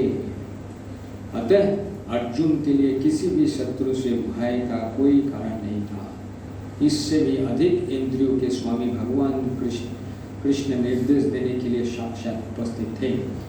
इस प्रकार अर्जुन के युद्ध करने के मामले में सारा सत परमार्श प्राप्त था। इस स्थितियों में जिनकी व्यवस्था भगवान ने अपने शाश्वत भक्त के लिए की थी, निश्चित विजय के लक्षण स्पष्ट थे। तो जो विजय का स्पष्ट लक्षण 4 श्लोक में पाएंगे। हनुमान, स्वयं कृष्ण, शंख ध्वनिक आवाज, और क्या क्या हो सकता है आप लोग पढ़ के लिखिएगा। उसका आंसर मैं अभी नहीं बताऊंगा, आपको कुछ पढ़ना पड़ेगा।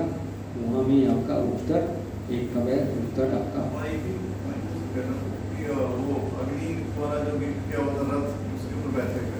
तो अग्नि रथ जो था, हनुमान जी का चिन्ह, स्वयं कृष्णा, ये सब जो कारण है, जिसके कारण ये संकेत दे रहा है कि पांडव लोग ही पांडव का विजय निश्चित। तो आंसर आपको वहाँ पर ही मिल जाएगा, 7 नंबर या 8 नंबर श्लोक में। और फिर नेक्स्ट क्वेश्चन क्या है? हरे कृष्ण। हाँ। यहाँ पे लाइन है ना, तथा इनकी नित्य संगिनी वैभव की देवी सीता उपस्थित रहती है। हाँ। और क्या रथ में वैभव मतलब रथ में नहीं है, लेकिन ऐश्वर्य, लक्ष्मी जी का और एक नाम है ऐश्वर्या है। यहाँ पर धन संपत्ति, मान सम्मान, विजय, वह लक्ष्मी जी रहती है। तो वो साक्षात नहीं रहे, लेकिन उनका वैभव ऐश्वर्य है, उस रूप से लक्ष्मी जी का उपस्थित। तो ये कारण आपको बता देंगे किसका कारण। आप 8वां नंबर का प्रश्न है, देखते हैं ध्वज पर हनुमान के होने का क्या महत्व है? तो अर्जुन के ध्वज पर हनुमान का महत्व क्या है? कुछ देर पहले पढ़ लिए, वो पढ़ लेंगे तो उसका आंसर मिल जाएगा। महत्व क्यों है? क्योंकि जहाँ पर राम रहते हैं, राम रूप में थे भगवान, तो हनुमान जी साथ थे, तो वहाँ लंका विजय हुआ। जहाँ पर राम रहते हैं वहाँ पर हनुमान रहते हैं। तो उस पर थोड़ा सा पढ़ लीजिएगा, उसका आंसर भी मिल जाएगा आपको। फिर अगला वाला प्रश्न क्या है? हैं? गूढ़ा केस का अर्थ क्या है? कौन सा श्लोक में है? 24 पढ़ेंगे तो गूढ़ा केस का मतलब में आ जाएगा। तो एक ही दिन में आपके इतना प्रश्न का उत्तर मिल गया। जो नींद को जीत लेता है उसको बुरा। जो नींद को जीत लेगा वो बुरा केस कहलाएगा। तो आगे बढ़ते हैं। तो अभी अर्जुन बात करना चालू करेंगे। इसके पहले कौन बात कर रहे थे? दुर्योधन बात कर रहे थे। तो दुर्योधन बात करने के बाद ये सब संग बजान, उसके बाद अर्जुन ये परिस्थिति देखते हुए अपना तीर लिया, धनुष लिए, खड़ा हुए, युद्ध करने के लिए प्रस्तुत हुए। तो अर्जुन ने कहा, हे अच्युत, कृपया करके मेरे रथ दोनों सेनाओं के बीच ले चलो, जिससे मैं यहाँ उपस्थित युद्ध की अभिलाषा रखने वालों को और शत्रु को इस महान परीक्षा में जिनसे मुझे संघर्ष करना है उन्हें देख सकूं। मैं अपना अक्सर देखना चाहते हैं ना, भारी संख्या में लोग आया है, इतने लोग, करोड़ों लोग हैं, तो उनमें से कौन कौन लोग मेरे से युद्ध करने के लिए आया है, मैं अपना आंखों से देखना चाहती। कितना लोग ठीक से पहचान में थोड़ा दिक्कत हो रहा है, तो मेरे को थोड़ा सा देखना है कौन कौन युद्ध करने के। तब अर्जुन में अभी भी दिल बुलंदी है, मतलब युद्ध करना चाहता है, अभी युद्ध करने के लिए प्रस्तुत है, युद्ध करके सबको समाप्त खत्म कर देगा। वो मन में वो एक तेज उनका पास है युद्ध करने का, अभी तक उनका ये परिस्थिति है। यद्यपि श्री कृष्ण साक्षात श्री भगवान है, किंतु वो अहेतु की कृपावश अपने मित्र की सेवा में लगे हुए हैं। भगवान है लेकिन सेवक बन गया। वो अपने भक्त पर स्नेह दिखाने में कभी नहीं चूकते, इसलिए अर्जुन ने उन्हें अच्युत कहा। तो कभी भी अपना स्नेह दिखाने में कभी चूकता नहीं है, क्योंकि ये ज़्यादा दिगुण भक्त है। और कभी वो ये तो अपना सब अच्युत बोला कि अभी अपना बातों से कभी वो बिखर नहीं जाता। सारथी रूप में उन्होंने अर्जुन की आज्ञा का पालन करता था और उन्होंने इसमें कोई संकोच नहीं किया, अतएव उन्हें अच्युत कहकर संबोधित किया गया। उनका जो रिस्पॉन्सिबिलिटी क्या बोला कि सारथी बनना मैं चाहता हूँ, बस बन गया। और जो अर्जुन बोल रहा है वही कृष्ण पालन करना, मतलब एकदम सेवक का जैसा। क्यों सेवक बन गया कृष्ण? क्योंकि अर्जुन भक्त है। यद्यपि उन्होंने अपने भक्त का सारथी पद स्वीकार किया था, किंतु उससे उनकी परम स्थिति अनुक्षण बनी रही। ऐसा नहीं कि सारथी बन गया तो वो सेवक बन गया, फिर भी वो भगवान ही है। प्रत्येक परिस्थिति में वो इंद्रिय के स्वामी श्री भगवान ऋषिकेश है। भगवान तथा उनके सेवक का संबंध अत्यंत मधुर एवं दिव्य होता है। सेवक स्वामी की सेवा करने के लिए सदैव उद्यत रहता है और भगवान भी भक्त की कुछ न कुछ सेवा करने की कोशिश में रहते हैं।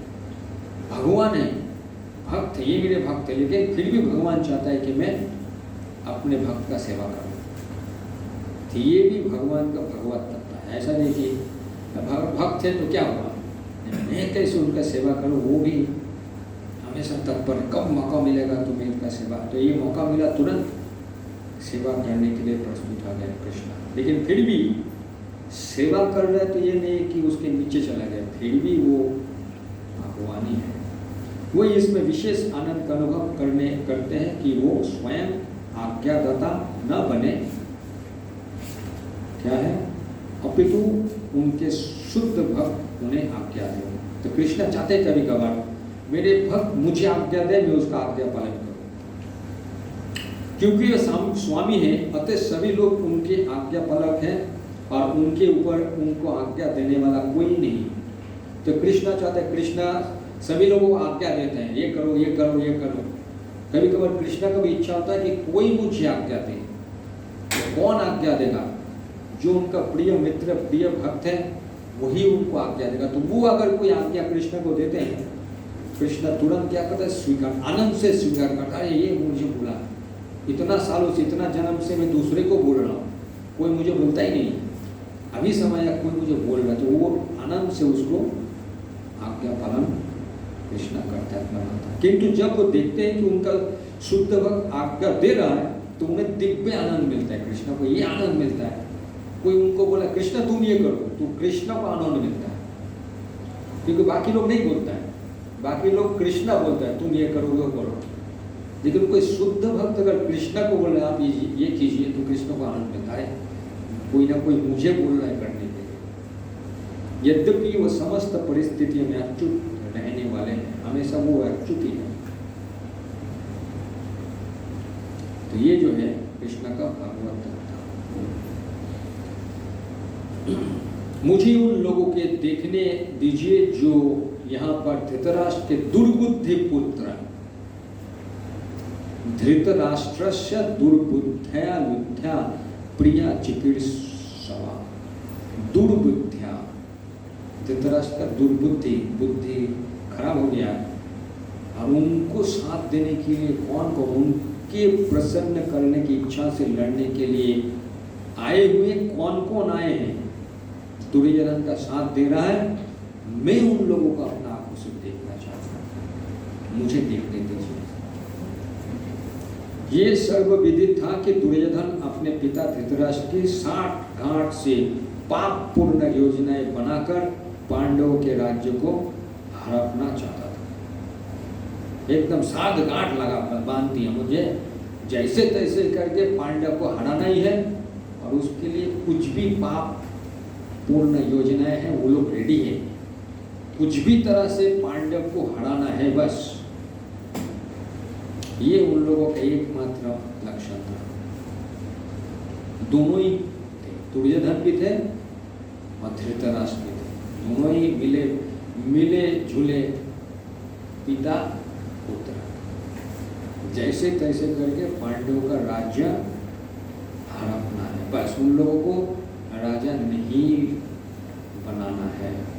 अतः जिन समस्त लोगों ने दुर्योधन का पक्ष ग्रहण किया था वो उसी के समान धर्म रहे होंगे। तो कौन दुर्योधन का सपोर्ट करेगा? वैसे मानसिकता है जो पांडव को पसंद नहीं करता है, कृष्ण को पसंद नहीं करता है, तो वही दुर्योधन का समर्थन करेगा।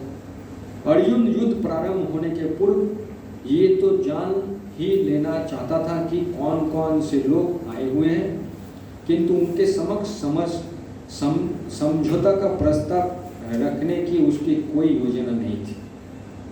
ये भी तय था कि वो उनकी शक्ति का जिसका उसे सामना करना था अनुमान लगाने की दृष्टि से उन्होंने देखना चाह रहा था कि कौन कौन युद्ध करने जा रहा है, किसका साथ मुझे युद्ध करने, उन लोग कैसे शक्तिशाली व्यक्ति है। तो ये जांच करने के लिए अर्जुन उन लोगों को देखना चाहते थे, कौन व्यक्ति आए मेरे साथ युद्ध करने के लिए, ऐसा शक्तिशाली है या छोटा मोटा व्यक्ति आए। तो ये सब जांच करने के लिए, जांच पड़ताल करने के लिए कृष्ण को अर्जुन ने बोला कि मैं देखना चाहता हूँ कौन कौन युद्ध करने के लाए हैं, थोड़ा आगे लेके चलो। यद्यपि उसे अपनी विजय का विश्वास था क्योंकि कृष्ण उसकी बगल में विजयमान थे, उनका ये विश्वास है कृष्ण मेरे साथ है बस। हृदय में ये विश्वास किसका था?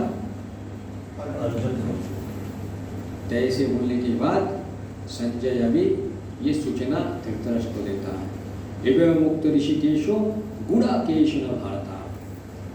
तो ये अर्जुन का बात सुनने का बाद अर्जुन ने निर्देश दिया, कृष्ण का आनंद दे दिया, कोई भक्त मुझे बोल रहा है ये सेवा करने का, खुश हो गया।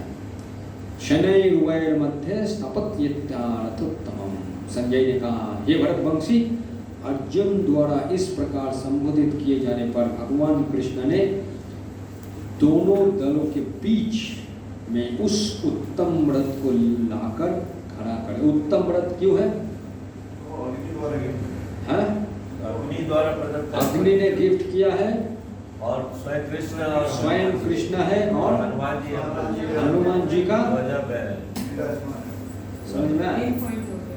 3 पॉइंट है, 4 पॉइंट देखेंगे तो थोड़ा तो पढ़ना पड़ेगा ना ऐसे सब कुछ खिला देंगे तो हो गया, तो मैं क्या पढ़ूंगा। हम पहली बार सुनते हैं कि अग्नि देवता ने रख दिया। इसीलिए भक्ति शास्त्री कोर्स करना है। भक्ति शास्त्री कोर्स क्यों कर रहे हैं? इसके डिटेल्स में हम पढ़ाई कर सकते हैं, नहीं तो क्या है कोई लोग ऐसे पढ़ाई करेंगे तो थोड़ा सा लपेट लिया और कुछ लोग बोल दिया और प्रचार कर दिया। ये डिटेल्स है, भक्ति शास्त्र करने का मतलब है डिटेल स्टडी। मतलब भगवत गीता प्रभुपाद चाहते थे आप लोग बढ़िया से पढ़े। इसीलिए ये बढ़िया से पढ़ने के लिए अभी आपको पता चला अग्निदेव कवि जो था, तो ये तो मैंने कभी पढ़ा ही नहीं था, पढ़े नहीं था कभी, तो किताब खोले नहीं थे।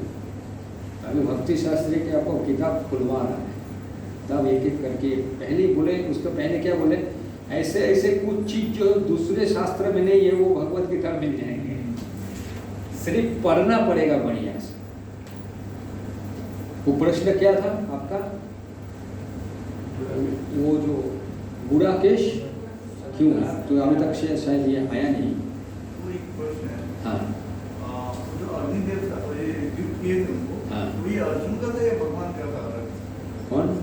रथ जो था वो अर्जुन को गिफ्ट मिला था या भगवान? भगवान को गिफ्ट क्यों देगा? भगवान को अग्निदेव का रथ लेके करना क्या है?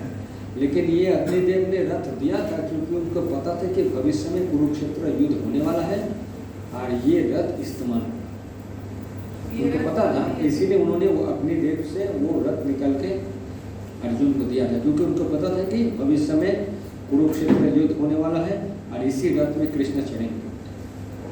ये रथ कब दिया गया? आप उसका तो कई वो अग्निदेव को प्रभु आयुर्वेद का वो दिए, आयुर्वेद का जो था उसका पेट में थोड़ा सा खराब हो गया था, इतना अग्नि में इतना घी डाल दिया था, यज्ञ करता है तो घी खा खा तो उसका क्या हो गया, पेट खराब हो गया। तो पेट खराब गया, उसको खांडव फॉरेस्ट को खाना था क्योंकि वो जड़ी बूटी खा के उसका पेट ठंडा होता है, तो इसीलिए वो खांडव फॉरेस्ट खाने के लिए मिला और उसी का आशीर्वाद ने अग्निदेव ने बोला कि मैं तुमको एक गिफ्ट देना चाहता हूँ। जो वही गिफ्ट जो है रथ ने दिया था कि उनको पता था कि इस रथ में कृष्ण चढ़ेंगे, इस रथ में अर्जुन चढ़ेंगे और उनको भी पता था कि आने वाला समय में कुरुक्षेत्र का युद्ध होने वाला है। ये था अर्जुन ने यज्ञ किए घी डाल के। अर्जुन ने घी नहीं डाला, जो अग्नि में होता है ना अलग अलग अर्जुन ने यज्ञ नहीं किया। यज्ञ अर्जुन ने किया था, अलग अलग ब्राह्मण में जो घी डालता है अच्छा। तो इतना घी डाल दिया कि उसका पेट खराब हो गया, अच्छा। इसीलिए उसको इंडाइजेशन होगी, इंडाइजेशन को ठीक करने के लिए कुछ खाना पड़ता है, क्या बोलते हैं उसको हम लोग, ग्रीन कलर का क्या होता है, पुदीना, पुदीना हरा तो उसने पुदीना हरा हुआ खंडा फॉरेस्ट ही खा लिया। तो उसके लिए बहुत सारा वो महाभारत पढ़ेंगे ये सब घटना आएगा, इसीलिए वो महाभारत पढ़ना पड़ेगा। महाभारत पढ़ने के लिए फिर भक्ति शास्त्री अलग हो जाएगा, फिर महाभारत में चले जाएंगे, तो हमारा समय सीमित है, इसीलिए हमको टू द पॉइंट आगे बढ़ना पड़ेगा। थोड़ा सा अलग चले जाने का मतलब क्या है, वो सब चीज में चले जाएंगे समय का। रथ का कोई नाम कर दिया? रथ का नाम तो इधर दिया नहीं है, कुछ नाम शायद होगा, मुझे याद नहीं आ रहा है, हो भी सकता है नाम नहीं भी हो सकता है, लेकिन अग्निदेव ने दिए थे वो याद है, नाम का याद नहीं है। तभी देखिए 24 से 27 लास्ट 3 श्लोक। संजय ने कहा, हे भरतवंशी, अर्जुन द्वारा इस प्रकार संबोधित किए जाने पर भगवान कृष्ण ने दोनों दलों के बीच इस उत्तम रथ को लाकर खड़ा कर दिया। इस श्लोक में अर्जुन को गुड़ाकेश कहा गया है। क्वेश्चन गुड़ाकेश क्या था ना? गुड़ा का अर्थ है नींद, और जो नींद की जीत लेता है वो गुड़ाकेश है। नींद और जो नींद को जीत लेता है, जो नींद को जीतता है उसको गुड़ाकेश कहता है। नींद का अर्थ अज्ञान भी है, अज्ञान जिसका ज्ञान नहीं, मतलब वास्तविक में जो आत्मा हूँ उसका ज्ञान नहीं है, वो भी एक तरह से नींद का अर्थ अज्ञान भी है। अज्ञान, अज्ञान मतलब मैं आत्मा हूँ, मेरे साथ वास्तविक कृष्ण का साथ संपर्क है, वो जो भूल गया, वो जो अज्ञान था, वो भी एक तरह से नींद है। अतः अर्जुन ने कृष्ण की मित्रता के कारण नींद तथा अज्ञान दोनों पर विजय प्राप्त की थी। तो उनका नींद भी चला गया, अज्ञानता भी चला गया, क्योंकि उनका मित्रता था कृष्ण का प्रति। कृष्ण के भक्त के रूप में वो कृष्ण के क्षण भर भी नहीं भुला पाया, क्योंकि भक्त का स्वभाव भी ऐसा होता है। यहाँ तक कि चलते अथवा सोते हुए भी कृष्ण का नाम, रूप, गुण तथा लीलाओं के चिंतन से भक्त कभी मुक्त नहीं रह सकता। अतः कृष्ण का भक्त उनका निरंतर चिंतन करते हुए निम्न तथा ज्ञान दोनों की जीत सकता है। निरंतर चिंतन अगर भक्त कृष्ण का करता है तो वो निम्न तथा ज्ञान दोनों की जीत सकता है, क्योंकि कृष्ण जब अर्जुन जब सोते थे फिर भी वो कृष्ण को ही याद करते थे। इसी को कृष्ण भावनामृत या समाधि कहते हैं। प्रत्येक जीव की इंद्रिय तथा मन के निर्देशक अर्थात ऋषिकेश के रूप में कृष्ण अर्जुन के मंतव्य को समझ गए कि वो क्यों सेना के मध्य में रथ को खड़ा करवाना चाहता है। अतः उन्होंने वैसा ही किया और फिर वो इस प्रकार बोले। तो समझ में आ गया कि कृष्ण को समझ में आ गया कि क्या चाहता है, क्यों बोले कि रथ को बीच में लेके जाओ। उसको समझ में, कृष्ण को समझ में आ गया कि अर्जुन का मन में क्या चल रहा है। उसी का मन को रखते हुए कृष्ण ने रथ को आगे लेके जाएंगे, और आगे लेके जाने का किसके पास लेके जाना है वो भी एक विशेषता है। अब कौन बोलने वाला है? अभी कौन बोल रहा है? ये कौन बोल रहा है? संजय बोल रहा था। नहीं, अर्जुन बोला रथ को लेके जाओ। उसके बाद कौन बोला? अभी कौन बोलेगा? ये जो श्लोक है 24 नंबर श्लोक, 24 या 25? 25 नंबर 25 कौन बोल रहा है? ये श्लोक कौन बोल रहा है? भगवान ने कहा। ये श्लोक कौन बोल रहा है? ये श्लोक संजय तो बोल ही रहा है, लेकिन कुरुक्षेत्र में ये श्लोक कौन बोल रहा है? भगवान बोल रहा है। कृष्ण। अर्जुन ने बोला कि लेके जाओ बीच में, तो कृष्ण अभी क्या बोले? ये लो देखो, भीष्म द्रोण प्रमुक्ता सर्वेस्य च महिक्षिताम उवाचो पार्था। उवाचो पार्था मतलब पार्थ ने, उवाचो पार्था भगवान ने कहा, उवाचा भगवान ने कहा, भगवान ने कहा, उवाचा भगवान ने कहा। तो ये शब्द अभी कृष्ण ने बोले। उवाच पार्था पश्चातान अशमेत वेद कुंत कुरिन्निति समवेतान कुरुन इति कुरुन इति। उन्होंने चालाकी करके किनका सामने रथ को लेके गया? भीष्म द्रोण तथा विश्व भर के अन्य समस्त राजाओं के सामने भगवान ने कहा कि हे पार्थ, यहाँ पर एकत्र सारे कुरुओं को देखो। तो ये पहला अध्याय में 25 नंबर श्लोक में ही कृष्ण बात करना चालू करता है। द्वितीय अध्याय में तो बोलता ही है, पहला अध्याय में भी कृष्ण बोला। समस्त जीवों के परमात्मा स्वरूप भगवान कृष्ण ये जानते थे कि अर्जुन के मन में क्या बीत रहा है, उनका मन में क्या चल रहा है, कृष्ण को पता था। इस प्रसंग में ऋषिकेश शब्द का प्रयोग सूचित करता है कि वो सब कुछ जानते हैं। ऋषिकेश, हम लोगों का मन में क्या चल रहा है कृष्ण को पता है, अर्जुन का मन में क्या चल रहा है उनको पता है, क्योंकि हम लोग कृष्ण का अंश है। पहले में इस श्लोक में बताया कि हम लोग कृष्ण का अंश है। ऋषिकेश मतलब इंद्रियों के स्वामी। इंद्रियों का स्वामी। तो जैसे कि हम लोग कृष्ण का अंश है, अर्जुन भी कृष्ण का अंश है। इसका मतलब हम लोग का जो इंद्रिय कृष्ण से आया है, इसका मतलब वो ऋषिकेश है, उनको पता है कि हम लोगों का मन में क्या चल रहा है, हम लोग क्या चाहते हैं, हम लोगों का इंद्रिय कहाँ पर हम लोग लगाना चाहते हैं, उनको पता है ऋषिकेश। क्योंकि हम लोग उनके अंश है, हम लोग का शरीर में अलग अलग इंद्रिय है, और वो ऋषिकेश वो इंद्रिय का नियंत्रण करता है ऋषिकेश। इसीलिए हम लोग क्या चाहते हैं, हम लोग क्या करवाना चाहते हैं, उनको सब पता है। इसीलिए अर्जुन को जैसे वो बोले कि अर्जुन वो बोले लेके आओ बीच में, कृष्ण समझ में आ गया अर्जुन क्या चाहता है, उनका मन में क्या चल रहा है। इस प्रसंग में ऋषिकेश शब्द का प्रयोग सूचित करता है कि वो सब कुछ जानते हैं। हम लोग कभी हृदय में कैसे जानते हैं, क्योंकि हम लोग इंद्रिय से बना हुआ, और ये इंद्रिय कृष्ण से आए हैं। कृष्ण ऋषिकेश इंद्रिय का स्वामी है, इसीलिए हम लोग का भी इंद्रिय क्या कर रहे हैं, कृष्ण को पता है। इसी प्रकार पार्थ शब्द अर्थात पृथा या कुंतीपुत्र भी अर्जुन के लिए प्रयुक्त होने के कारण महत्वपूर्ण है। मित्र के रूप में वे अर्जुन को बता देना चाहते थे कि क्योंकि अर्जुन उनके पिता वसुदेव की बहन पृथा का पुत्र था, अर्जुन मतलब देखिए, वसुदेव का बेटा है कृष्ण, वसुदेव का बहन कुंती, कुंती का बेटा अर्जुन। तो संपर्क क्या हुआ? बुआ का